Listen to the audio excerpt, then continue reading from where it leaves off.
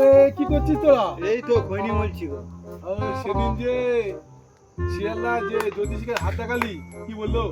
ওই বলবো নি, ও খুব লজ্জার কথা। এত লজ্জা বলতে পারবি না? তো কি বললো বল? ভাই, তোরটা কি বলে একটু শুনি। বলবো বলবো বল। সামনের মাস থেকে লরি পাহাড় পাহাড় টাকা আসবে আমার, জ্যোতিষী বলেছে। এরকম বললো? তা আমাদের তো দুজনার শুনলে শুনে পালাচ্ছে ও। তা তোমার টাকাই বলো। আরে আমার টাকা খুব লজ্জা লাগে বুঝলি। কেন কি বলেছে? তো আমি হাত দেখালাম, বললো যে তোমার হাতে কোনো রেখা নেই। তাহলে কেন? বলে তুমি হাত দিয়ে এত হাওড়া শিয়ালদা করেছো, সব রেখা মুছে গেছে।